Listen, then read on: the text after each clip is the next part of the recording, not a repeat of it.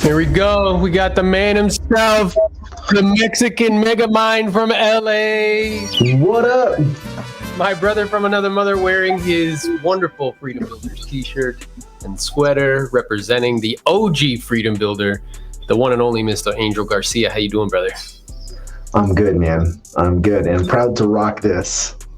All day, bro, all day. And I'm super excited to connect with you and share with people your mind and your product that you've developed, which is really an answer to so many prospectors' prayers. Because I know one of the challenges for people who actively prospect on a regular basis is I'll hear constantly, from coaching clients, hey, my answer rate is low. Or, hey, people aren't picking up because it's spam. Or, hey, the data's not good. And you used all of your experience, which was building a team, backing out of that team, making a crazy amount of money doing wholesale deals, then switching to solar and building out this kind of,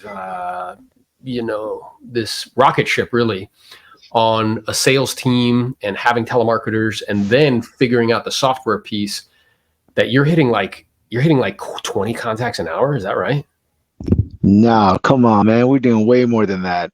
Are you really, bro? What are you doing?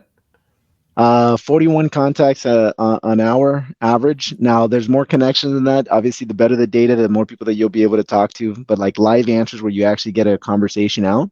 The average across the board has been about 40 to 41, which is insane. It's not even on the same planet. No, it's not. It's disgusting. Yeah, for anybody who's actively prospected, if you're dialing, it's going to be way less than that, obviously. And even if you're using these other products and services, which we shall not mention their names, but there are other ones who, rhyme with hobo, let's say. They don't have the data that you have access to, and they don't have kind of the software. So talk to us a little bit about what prompted you to create the Enzo Dialer. What was kind of the aha that caused you to say like, hey, like this could be helpful or useful to other people, and why you decided to make it available to other people? Because truthfully, you could just hoard this information and just use it for your teams, whether it's on solo, the solar or wholesale or anything. That was the original plan. Well, I don't want to pretend it was benevolent. It was at first, yes, I'm just going to use it for me. That was the original plan. I was like, this is my secret weapon to take over the world, right? But what ended up happening is I had a buddy that had heard that I was doing this and working on it. We were getting crazy good results, right? We scaled our operation. We had reduced our cold callers down to 15 because we were having issues with connections. Like calls kept showing up as spam. All of a sudden, it felt like it really felt like cold calling was dying. And in effect, to be truthful, we've talked about this before, that for people who are using older technologies, it is dying. Yeah.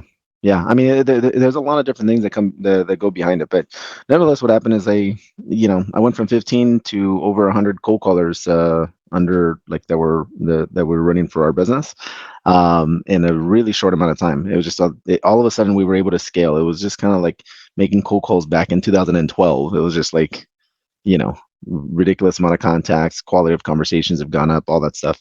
So that I had a buddy of mine that asked me about it. I put him on it, and he calls me back like half an hour later, and he's like, dude, this thing is insane. Like, you cracked the code. And he's, just excited as heck, excited as you can be. And his business is primarily doing cold calls. He had already done over $1 million the previous year on just cold calling, or primarily cold calling.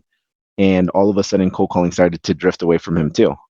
Yeah. So I put him on it. He got super excited, started going crazy about it, convinced me to license it, and I couldn't get it out of my head. So I started working on that, and we just launched it last month, and everybody that's jumped on it has been going crazy.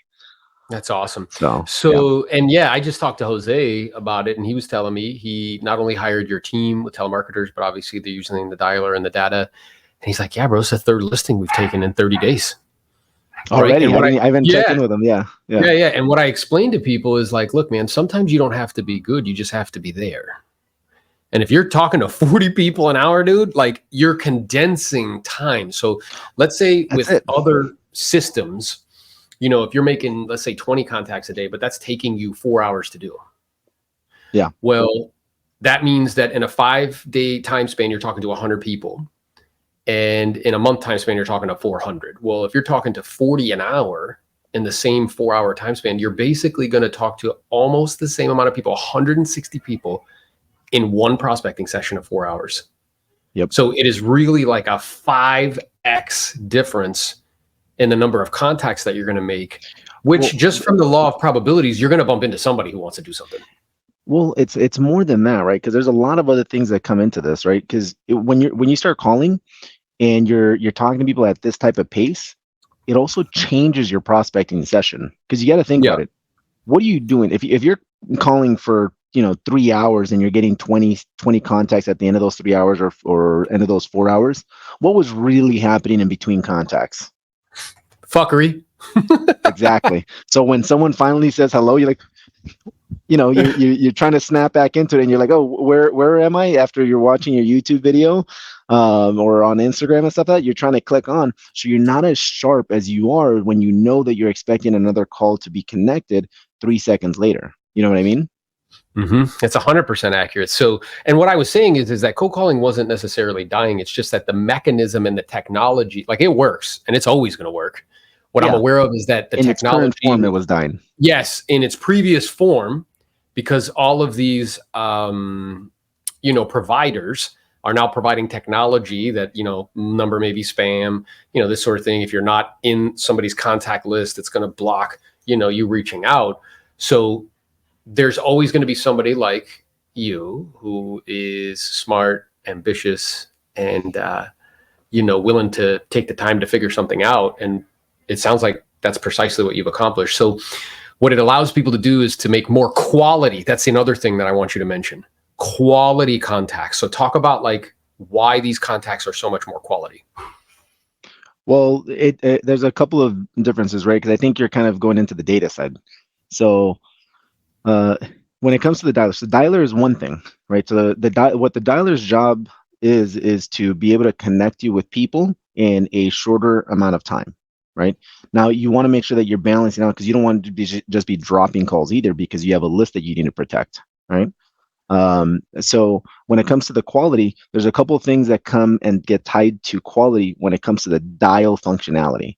The first thing is just, like when you have that delay when someone says you jump into a call, all of a sudden they're already on their third hello. They're like, hello. Just a tiny delay. Immediately you're going to be like, nope, I'm gone. Peace. Yep. So those delays are super annoying. And if you don't believe that affects your dialing, or the quality of the phone calls or the quality of like your contacts, yeah, you're already starting off with a fight with people with that. So what we did is I went after how to fix that. How do I condense that and reduce the time that it takes for people to get connected? We were able to accomplish that. The other thing is now also like on, let's say, for something as simple as like a voicemail detection. So most of the time when you get connected on a call, or like it turns green and you're like, oh, I got a call. Well, what ends up happening when you're using these other services, or other technologies, half the time it's not even a person that you connected with. You're just connecting to a voicemail, or you're connecting to some dead air or something like that, right?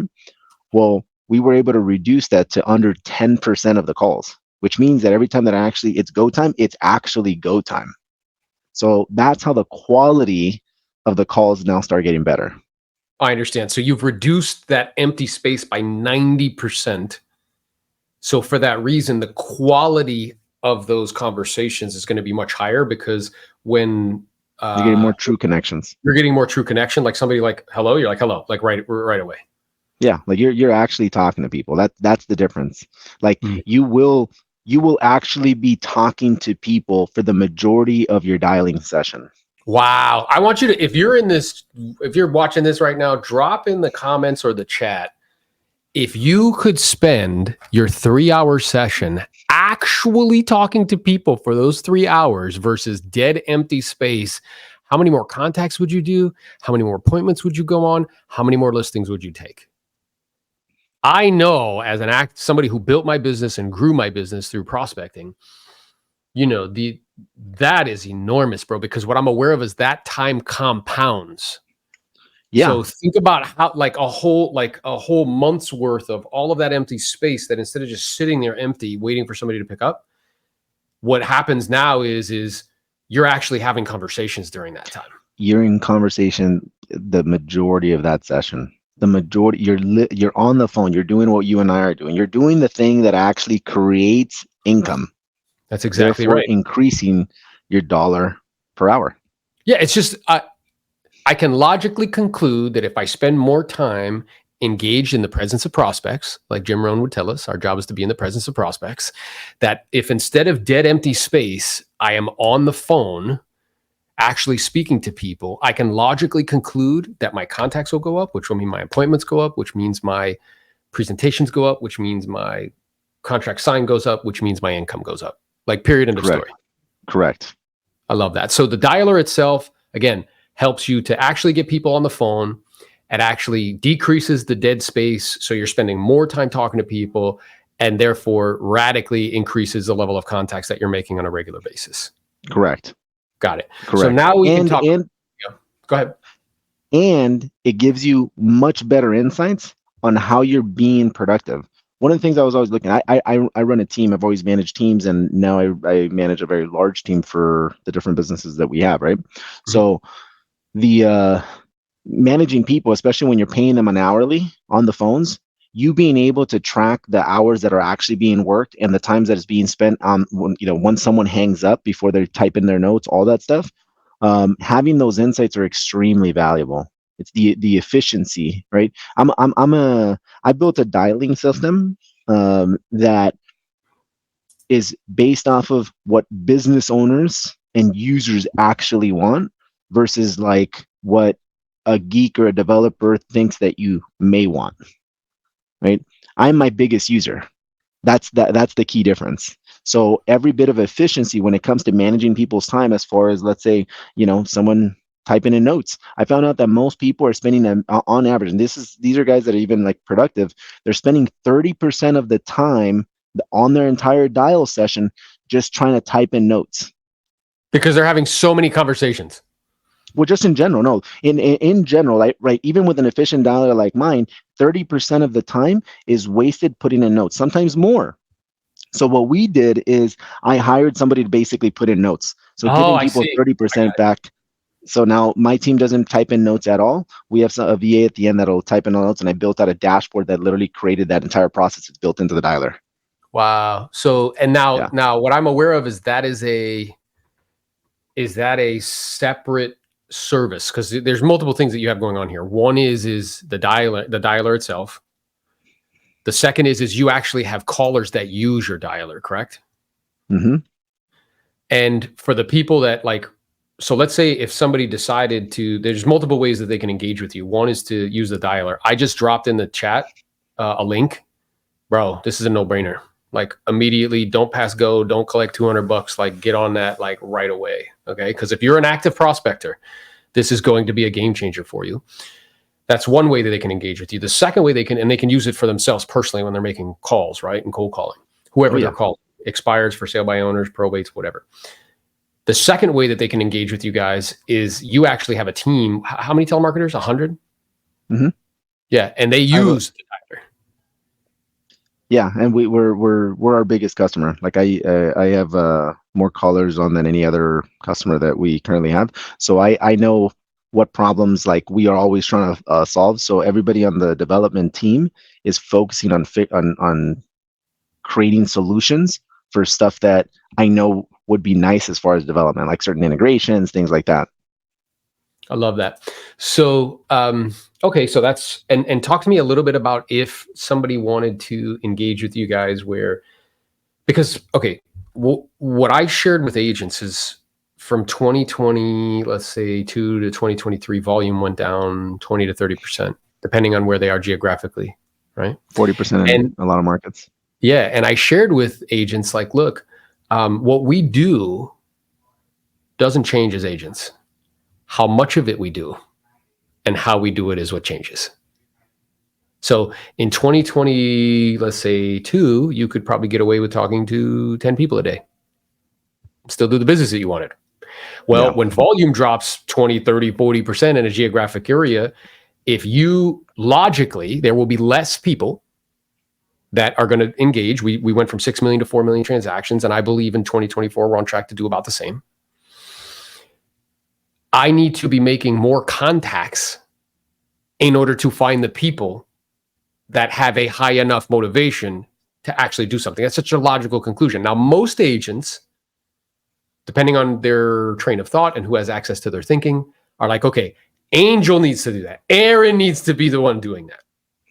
So they turn themselves into the type of person that can do that. So if that's you and you just want to use the dialer, great, bang away, do it. And it'll radically increase your contacts and radically therefore increase, opportunities, leads, appointments, contracts signed, income. Great. Another logical conclusion is depending on how big you want to go. Because I tell people all the time, dude, like they come to me and they're like, hey, what should I be doing? I'm like, well, what's your goal? Because your goal dictates the action that you have to take. Like if you want to do 20 deals, 30 deals, 40 deals, 50 deals, yeah, get the dialer, do it yourself. Great. You want to do like 150, 200, what would make logical sense is to not only get the dialer and do it yourself, but also hire the telemarketers that are using the dialer. Because then let's say you're making 100 contacts a day. The team is making 100 contacts a day. Now we're multiplying 200. We're talking to 1,000 people. So we're basically compressing. It would normally take, let's say, at 100 contacts times 4, it would take, you're doing 5 months worth of work in 1 month. So what would that look like? Like who is the avatar for, let's say, people that work with your telemarketers, and what exactly do they do? And what do people get? Well, okay. So here's the thing though. So what you're talking about doing a 5X, that's like on a personal level, right? Because you're just literally talking to that many more people. We found that the average person is actually like on certain services, one of the most common ones in the realtor space is making about 6 to 8 contacts or conversations per hour. Yeah. Well, with the right technology, you can go up to hover in that 40 range, right? That'll immediately, 5X your dollar per hour when it comes to the prospecting side. Any business that you do with cold calling, it's better to do it on a tool that allows you to condense the time in between your contacts. Now, when you're talking about the cold calling stuff, so yeah, I do have telemarketers. We do offer it out as a service as well. And with the telemarketers, the reason I actually started telemarketers, for my business was because I just wanted to follow up. Like if I'm a business professional and I'm constantly looking on how I can increase my dollar per hour, I wanted to figure out how do I create a situation where I can follow up with more motivated people, reduce the number of contacts that I need to make to get a deal. Well, if I was following up with more motivated people, then that would help. That's why you push probates, right? Like probates are a much higher quality contact than maybe calling a just listed, just sold. So same thing here. If I'm calling people that have already been qualified by a fronter, right, a telemarketer that says, hey, this person is already interested, and boom, they transfer it over and give it to somebody that's already more skilled like myself, that immediately increases my dollar per hour tremendously, right? Because it takes how many contacts to get an appointment, right? Well, if someone else is setting up that appointment or generating that lead for you ahead of time, you're reducing the amount of time and contacts that it takes for you yourself to be able to take a listing. Yeah, so it's interesting because I was just talking to Jose, and he was on his way to, he has 3 listing appointments today, right? And he was telling me that, like, he has the team, he's using the dialer, but he also has your team that are calling. And he's like, I don't know what it is, bro, but like once they get to me, they're like very receptive. Once I get on the phone with them, they're like super receptive to have me come and have a conversation with them. So it's allowing him to be like, because he's got a lot of stuff going on, it allows him to be very, very efficient, to your point, with his prospecting. Oh yeah. So in other words, like, let's say you're out there doing your thing, and making your 40 contacts a day using the dialer. and then, or 40 contacts an hour. And then you also have this team that are out there doing the same thing. But when those leads come to you, they're already like teed up. They just need to be like pre-qualified and then go on the appointment and list the property. Yeah. Which really That's right. condenses time, like you're saying, right? Allows you to be like exceptionally efficient with the activity. Yep. You're focusing on motivated people. So imagine if every conversation that you're making is the quality of an expired that's interested in selling, but they're not talking to as many agents as the expireds do. That's all it is. That's all. That's all I it love is. that. And then, so that makes total sense to me. And for anybody who's interested in like scaling and doing like numbers and is not allergic to money, they should definitely be doing that. Some Right? people are allergic to money. Some people are. I know, bro. Not me and you, though. And then talk to me about the difference in data, because I remember us having a conversation and you educating me. Like, I had no idea that there were like tiers of data. Oh, and yeah. when we say data, we mean like phone numbers, and the tiers go based on quality, right? So like the quality of the information, meaning like how accurate it is. So talk a little bit about that and why it's so important. Yeah. So I was getting data from a lot of the common sources, right? Like from a lot of these dialers, they'll provide data. And if you're calling it, most people know not to call that data because they know that the quality of the contacts are just not good at all. Yeah. And if you haven't figured that out, you haven't been prospecting long enough. But that's where, you got things like LexisNexis and some other big guys that have started looking for different sources for quality. I'd used them in the past. Yeah, exactly. So you'll see that a lot of people look for higher quality contacts, right? You want to get a hold of high value people, high value contacts. And if you have cheap data, you can't get a hold of them. Well, what I started to find out was that, number one, everything's all about efficiency. If I can find a way to just increase my efficiency by 25%, that's huge, right? If I'm making $1 million a year, that's an extra $250,000 a year, right? Just from making an adjustment on like how accurate the numbers are if it's just 20%. Well, what ends up happening is that I went after that, and I ended up being able to do a lot more than that. And the reason is because everything has a snowball effect. When it comes to data, if you're getting a hold of the right people, not only are you getting a hold of the right people, but you're also talking to the people that most people aren't getting, right? Let's say when it comes to data, right? You're getting like, let's say Cole Realty or Cole Resource and some of these very, very cheap data sources. Well, what ends up happening is all this cheap data is, let's say, this big of the pie, right? But then there's 20% of the pie on that rim that people do not have, right? Other people don't have access to that information, and nobody's talking to them. Imagine making phone calls, or imagine going out door knocking in a gated community. Nobody's talking to them. Nobody can get in there to talk to them, right?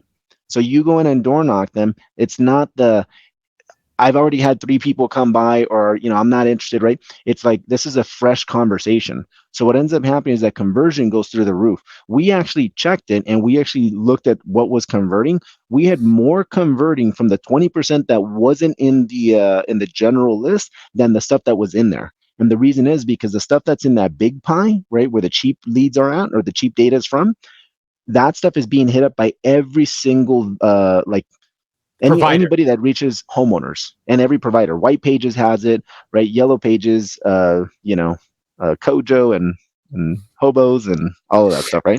So insurance guys are hitting it, solar guys are hitting it, real estate guys are hitting it, investors are hitting it, but everybody's hitting that 80%, right? So if that 80% is everybody's hitting it, that's a very tired list, a very tired data record, right? The 20% isn't tired. Yeah. So what that makes me think of is like red oceans and blue oceans. So the 80% that everybody has access to, and they try to differentiate themselves and say that they're better, or like, hey, we provide you with like, we have like a black service that's like, we'll give you better data, you got to pay more for it, sort of thing. The truth is that they're all getting data from the same places, and those are 80%, right? And that's a red ocean. So everybody's calling, everybody's banging, right? And what that'll do is that results in low conversion rates. Well, if you can get access to that 20% that nobody's calling, then the conversion rates, meaning the pickup rates, are going to be like insane. Hence the reason why you're getting 40 contacts an hour. It's an unfair advantage. It's an unfair advantage when you're playing the game right. You're Yeah, getting a hold of and people. what I just love, bro. First of all, I love unfair advantages because like I share with people all the time. They're like, "Yeah, competition's good." I'm like, "For who? It's not good for me, dude." Like, Yeah. I want to dominate, right? And if I have an unfair advantage, I want to use it. So it's an unfair advantage, and on top of it, if you're skilled, forget about it, bro. It's lights out.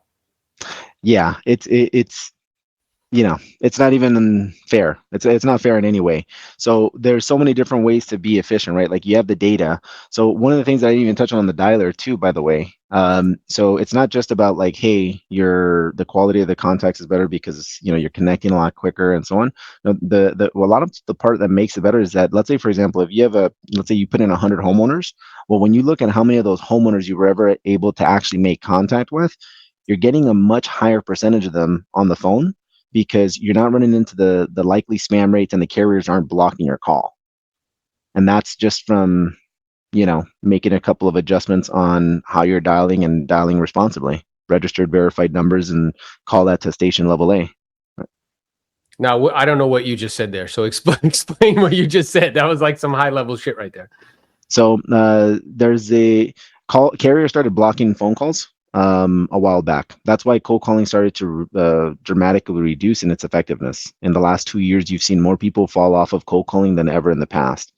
The reason is because calls started, like, the carriers are now carrying a score and a grade on who's calling their network. And the answer was, because I'm aware there was like a period of time. It's interesting because there's always like evolution. And I've heard that like, I think Gary Vee says like marketers ruin everything.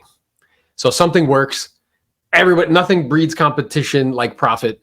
Everybody piles in and then they beat the hell out of it. And then it no longer works anymore at the same rate that it used to. It's just that money has an addictive quality. And because of that, we get addicted to the way that we receive it. So people hang out for too long.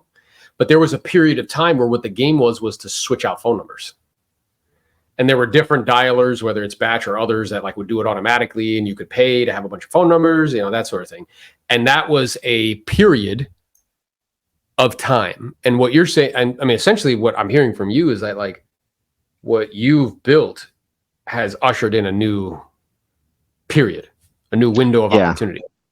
It's we've broken through what other people haven't been able to do. And I say it confidently, man. If you could see the messages that I get, like literally every single day, with people like their jaws have dropped with how different the productivity is. Like, I didn't even know this, but Jose, and I talk to Jose obviously all the time. He's one of my best friends, right? If not my best friend, right? But I didn't know that he's already taken 3 listings from the stuff. But I'm getting messages like that all the time, because it's so dramatically different than what people are used to. Right. Go ahead. It's so dramatically different than what people are used to, especially when you've been using channels or technology that isn't allowing you to break through and actually connect, right? If the carriers are blocking all of the calls, what's the point of calling?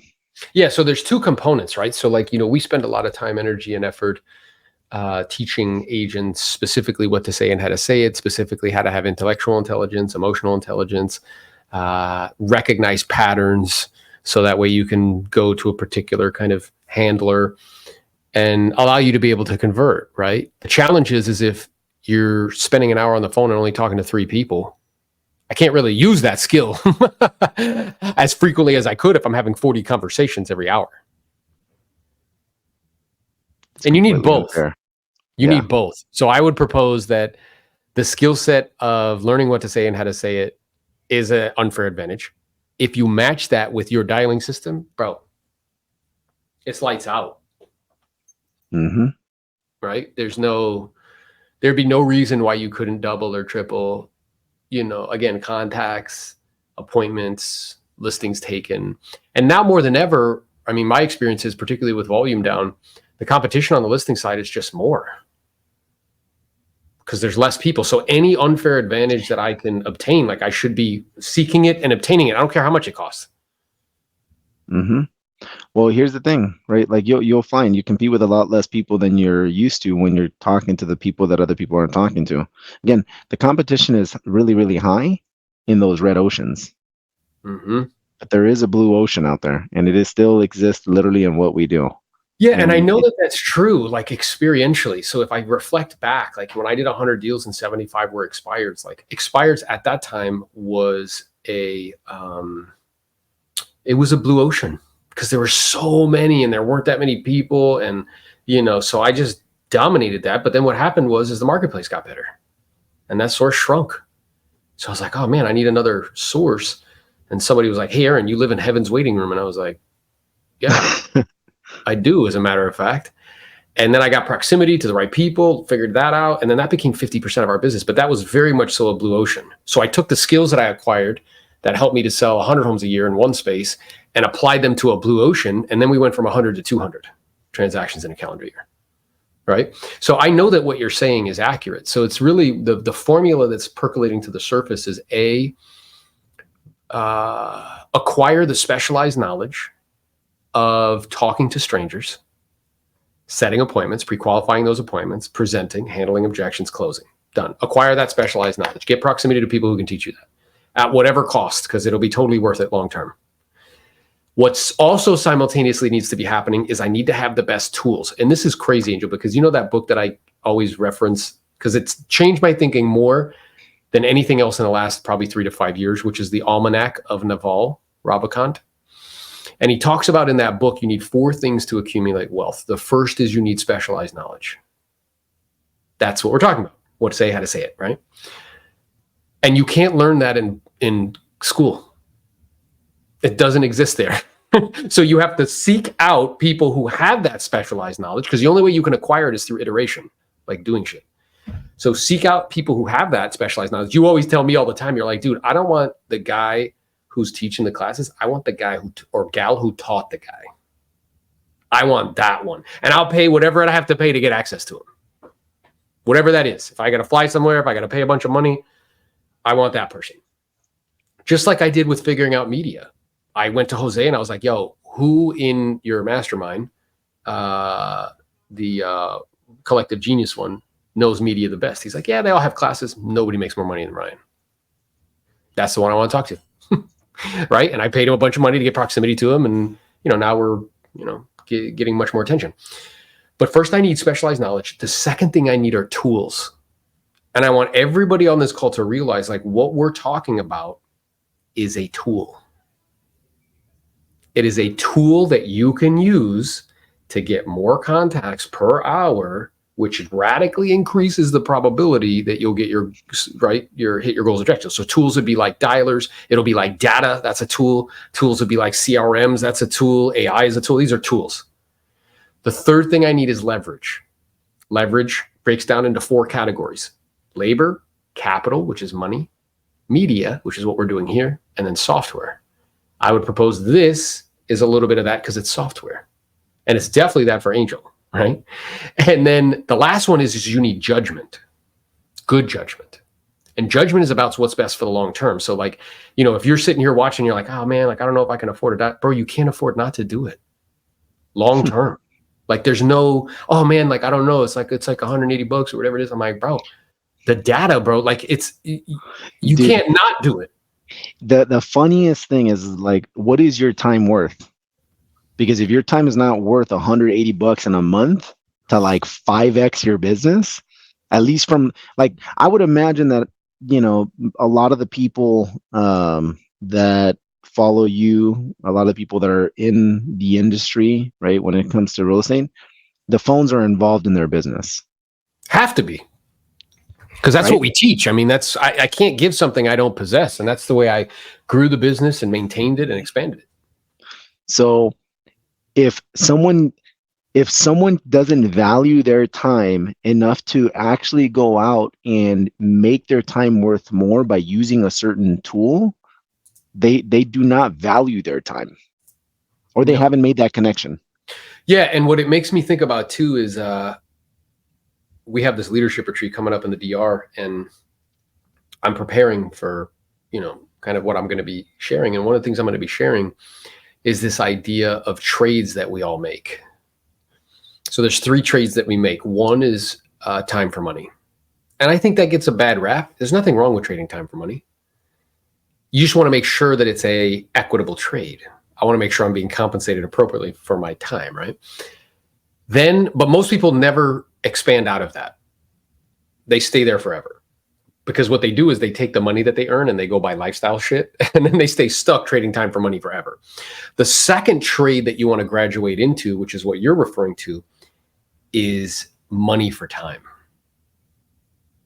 So you're taking a little bit of money to reclaim massive amounts of time. All this dead time that you have sitting on the phone, not talking to people, right?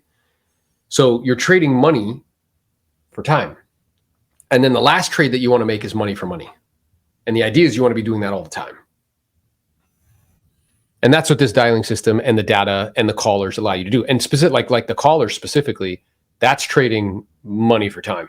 Because you're not physically there doing that. You're leveraging labor, other people's labor, which goes back to, remember, if I want to create wealth, 4 things: specialized knowledge, tools, dialer, leverage, which is labor, that's one, and then good judgment over time. So if somebody says like, hey man, I don't know, having 2 dialers, like, because you know what I hear from people all the time, Angel, and maybe you can manage this expectation for people. They're like, well, how do I know that if I hire 2 dialers and fucking spend X amount of money, that I'm going to do X amount of deals? Like, what? Or if I use this dialer and I pay a couple $100 a month, like, how do I know I'm going to, like, so what is your response to that? Because I know it's wild to me. It's like when people talk to me about the EXP thing and I'm like, we just hit 300 agents. People are like, how do I know? I'm like, I know the way the sky is blue and the grass is green, bro. This is the way. Yeah. So like, I know this is the way because you see the numbers on the back end, you see what it does for your business. So when somebody asks you that type of question, I imagine you have to be so patient because like, you're like, dude, I'm telling you. I can speak from a place of like full on belief, right? Number one is obviously I've done it. I've been through it, and I do get it.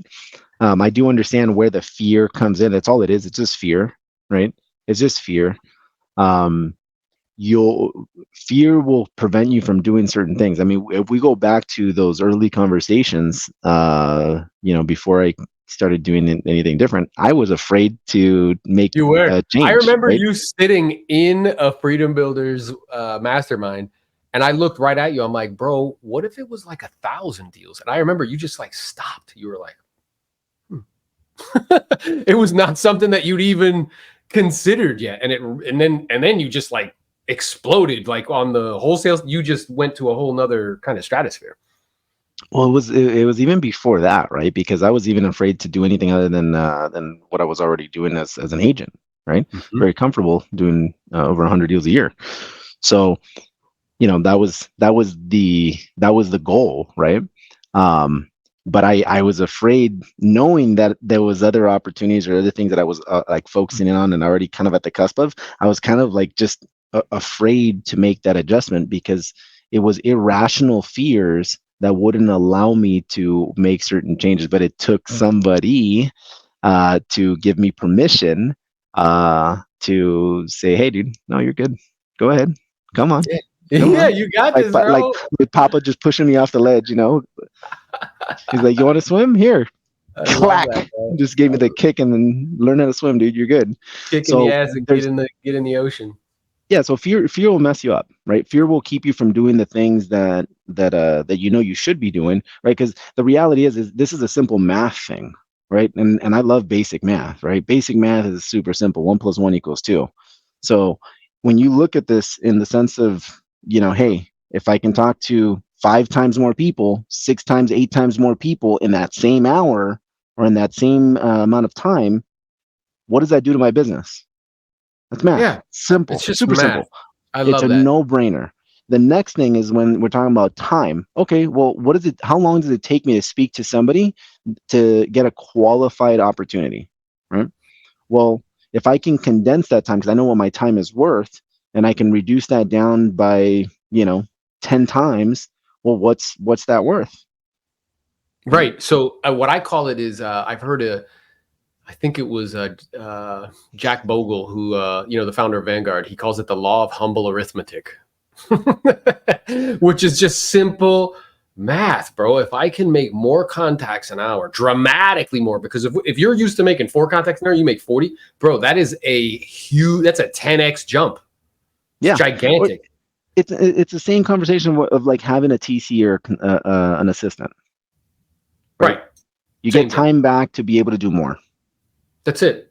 And you're reclaiming time. And then it goes back to like this, what just popped into my head too, is like, there's pain.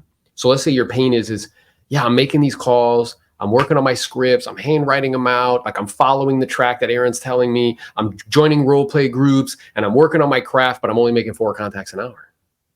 And what I'm aware of is that radically hinders. I think people, they get it wrong, because like that meme that goes around, like 10,000 hours. It's not 10,000 hours, bro. It's 10,000 iterations.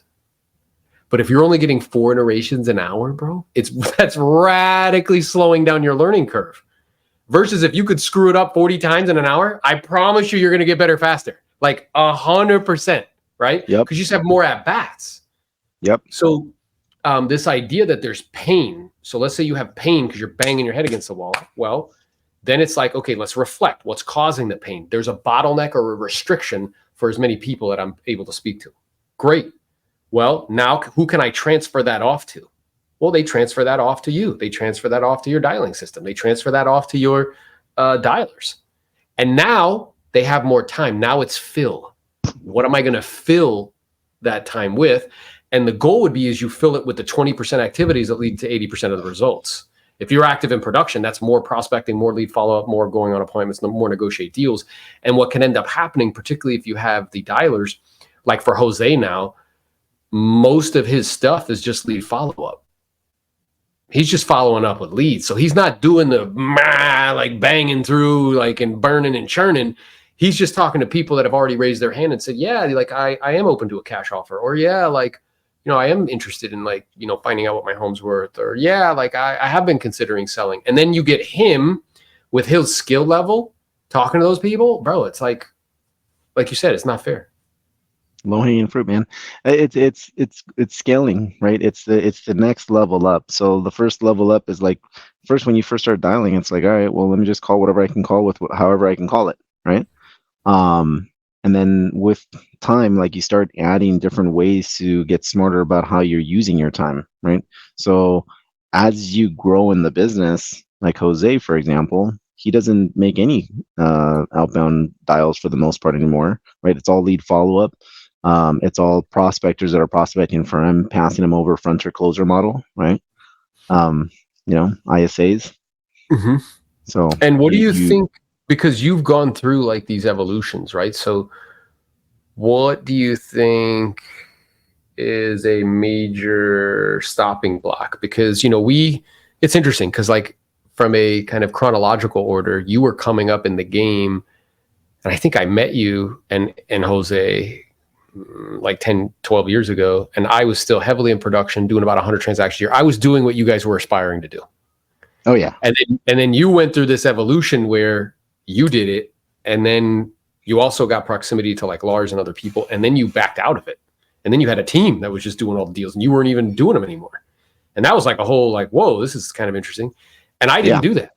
And then you made the thing where you then took that rocket ship that you built and applied it to wholesale, and that exploded, and you did way more revenue than what you were doing, like magnitudes of revenue more than what you were doing there. And then you had the like, I could just apply this to like a 9-figure opportunity, which is solar.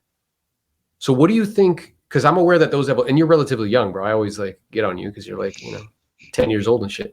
But like in your like you were doing this stuff like in your mid to late 20s.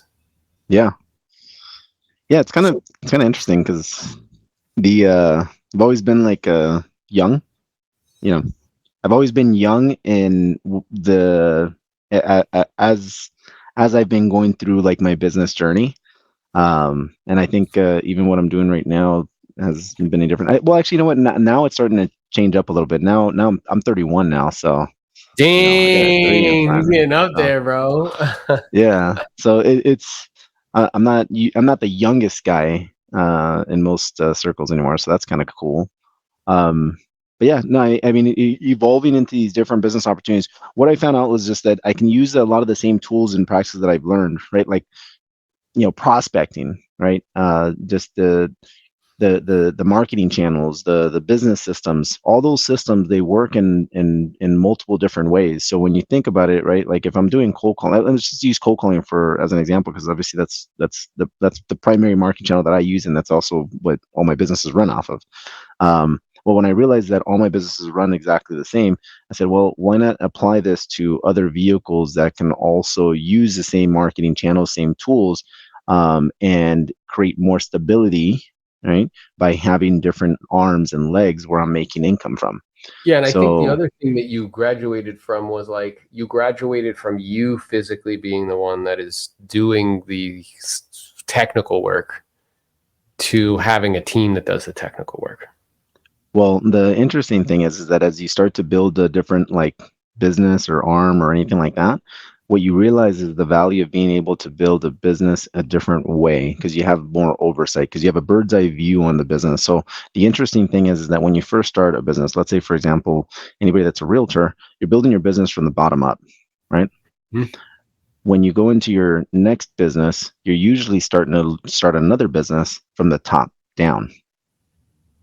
That's interesting because what I'm thinking as you said that is I built the residential resale stuff bottom up, me as the rainmaker, the dancing bear. I dance and people throw money at me. And the way that I'm doing this second, and actually I did that with the coaching business too, truthfully. Yeah. And now what I'm doing though with EXP and kind of, the organization, that's actually from the top down. So Yeah. what's happening is now I'm duplicating myself. Now I understand the value of creating other leaders and within the organization. And what I'm learning, which I'm sure is true for you, I remember talking to Jose. I'm like, bro, it's actually easier to grow through other people than it is to grow from my own efforts. You already know how to grow the business. So you can see with vision, right? Because you have a new vision that you gain after you've leveled up and become the guy, right? Once you've come in and conquered your business and your industry or your whatever it is that you're doing, and conquering is different for everybody, right? But once you're doing well, you're the guy or a guy that is now respectable for your business. You've usually learned a lot of tricks and techniques and tools and skills that allow you to have oversight where you can look at something else and see an opportunity a lot faster because you've already built another one, right? So you know how to do it. That doesn't mean that you have to apply your own time to do it, right? So when you're building a business from the top down, really what you're doing is you're looking for a guy that you can say, hey, we're going to go in this direction. We're going to do this. We're going to do this. We're going to do this. And we're going to kick some ass. Yeah. Right? So what that makes me, I love that, dude. I love that about you. So, yeah, what it makes me think about is the guy on my team, Heath, where like I said to him, like, yo, I'm going to teach you probate. I'm going to role play with you 3 times a week for 6 months. And it's going to work. And he would present me with situations, but because I have a lot of iterations before he's even done speaking, I know where he's going and I can do this, say this, do this. Bro, he's a part-time agent, bro, full-time cop, and did 21 deals last year, all from listing probates. Well, put it this way, man. The whole purpose of you being a coach is that you, if you wanted to, could have built one of the most powerful teams in America. And essentially you are, and you did by starting your coaching program, because how many people are not, probates was not a thing. Right. Mm-hmm. All of a sudden you got everybody talking about probates, everybody that I know now. Right. Because I think you've like just bled into the industry as far as like everybody's got to be hitting probates. Right. So people are learning how to hit probates and how to communicate like you. I'm hearing people use your scripts when they're like doing their role plays and stuff. I'm like, hey, I know. I know where you got that from. As soon as they start saying, I'm imagining that. And I'm like, whoa. So, you start hearing certain like phrases that you know where the source is coming from. Yeah. And you essentially helped other people build their business with a bird's eye view down by coaching them, right? You're giving them insights of things that they would not be able to do in the short amount of time that they're doing it, because you're guiding them throughout that process. Yeah, you're like radically condensing the learning curve. Like the way I view it is like, let's say me and you were on a hike It's like, we're two hard charging, smart people. We could figure out how to get to a mountain. It's much easier if we have a guide that's already been there. Because Yeah. we'll end up eating some berries and shit in our pants and like, don't do that. And or we'll end up Yeah. going one way and we're like, oh man, there's a tiger over there. We shouldn't have done that. Versus if we have a guide with us, they can point that stuff out to us. You could be like, well, those berries look really yummy. And you're like, yeah, I understand. I thought the same thing too. I promise you don't want to eat them. Yeah, it's like just it's basically putting the bumpers on when you're bowling. Yeah. That's exactly right. And in a way, that's what your callers do. That's what because what you've done is you've taken everything that you've learned. And I tell people all the time, like, if our bodies are the hardware, our brains are the software. So Angel has some awesome software. Now, the problem for most people is that their software is only in their head. That's the problem. Well, what you've done, let's say with the dialers, is you took all of your experience selling 100 plus homes a year, and you've given the dialers your software. So that way now it's multiplication, right? It's duplication. And truthfully, it's leadership. I think the strength of a leader is his or her ability to create other leaders. It's really what it's about. What's awesome about that is that when I built out my call center, it took one person to help me implement the game plan, right? Like it took, when I said, all right, I'm going to full on grow out my call center and like make this a thing, right? We started to hire different people to now use the systems, the tools, the processes that I was creating for my own prospecting, and then started implementing it at scale. So we started implementing, like we talked about quality control years ago, if you remember. I do. That's developed into a completely different thing. I've added it into the software that we use for the dialer. Like it's literally built into it. Everything from the scorecard in there. Yeah, I remember when you told me about it, I was like, bro, that is like so. I pulled a Jose, bro. That was such like a layer of thinking that as soon as you said it to me, I'm like, yeah, that makes total sense, bro. The reason why most people fall flat on their faces because they try to figure out how to do the ISA thing or dialer thing on their own, and then that pulls them out of production. And the problem is when the players, the coach, the accountability is weak, nobody's overseeing them, and da. So I heard Hermosi say today that like all the money's behind problems. And most people, he's like, I need you to rephrase the word problem in your mind to profit. So what you're doing is you're solving a huge problem with the dialer and with the data combined with the callers. And the problem is a lack of deals, a lack of opportunities. When you go from 6 million to 4 million, that's an issue. And pretty much everybody uniformly, everybody that I coach, and 12 people make over $1 million a year, they've all felt it. You're solving the problem of spending more time actually speaking to people instead of dead time. You're solving the problem of better quality contacts, data, right? And you're also solving the problem of them not having to train any of the dialers. Like you handle that whole thing for them. You have a quality control that has a scorecard and rates them. Are they saying this? Are they saying this at the opening? Are they doing this? Are they closing at this? Like you're monitoring all of that. Well, there's management and leadership behind that too, right? So like I'll tell you like the structure that we have, and this was like something that we had to build out as we were growing and stuff. But what I like the first, like you think about the problems that you're trying to solve, to your point, right? So when you have cold callers, you have turnover, right? You have them saying things that they shouldn't be saying. You have them, slacking off, all that stuff. So you have to put systems and processes in place to be able to cover and fix those things.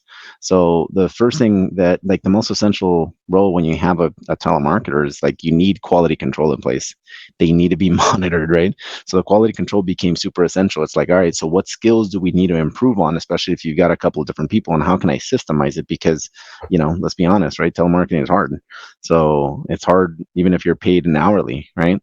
So it's a high turnover position. So if you're constantly having to train new people to come into that role, how do I get them up and running quickly? And then how do I make sure that they're not saying things that they shouldn't be saying? So the quality control ensures that every single call that they have that is supposed to be a qualified opportunity that gets sent over, they're being reviewed and scored based off of that phone call, right? That's a full scorecard, and it's a pass or a fail. If it fails, it gets sent back and it becomes a coaching opportunity. If it passes, it still gets a scorecard, and then, to what level and what other skills need to be improved, sent to the team leader. We'll have a team leader. Each quality control rep can handle up to 60 leads, that like all those opportunities per day. Then you have the team leader that's managing up to a team of 8 people. And then we have our dialer monitors that are watching them dial live and listening to live calls and jumping in and even coaching them while they're making the calls, talking to a homeowner where they can whisper in their ear. We have our ops manager that manages the entire operation. And then we've got recruiters on deck constantly ready to replace people. So that way we don't have to reduce our standards. We just continue focusing on growth, right, and efficiency. Yeah. And the issue is, so like, I just want everybody listening, okay, who's watching now or who will watch the rerun, what is the probability that you will stop everything that you're doing to build out something like that? Let me tell you exactly what it is. 0. Okay. You need to train money for time. Let him, take care of it for you because he's built it all out. And it's like, bro, it's a steal for what you're paying for, dude. Like it's an unbelievable steal and a supersonic competitive advantage. So what I've done is I've dropped in this chat a couple times the link. I'm going to put it right there. If you want to book a call with Angel's team to talk to them about the dialer, about the difference that the data makes, about his telemarketing team, book the call, bro. You'll be very, very happy that you did. I don't endorse things that I don't know with a super high degree of probability work, because I take the responsibility like really seriously, which is have like, some sort of influence. And I also don't do it without vetting like the person behind it. And Angel's rock solid, bro. He's as good as they come. Super smart, super ambitious, has a long track record of success in multiple different verticals. And he has a high level of integrity. Like, he'll always do the right thing. He'll treat you right and, take care of you. So I appreciate you, brother. You're appreciate the best. You, man. Yeah, man. I look forward to doing this again at some point. Yeah, man. Let's do it. Let's go. Let's grow. Elite builders coast to coast. We'll check you later, team. Let's go.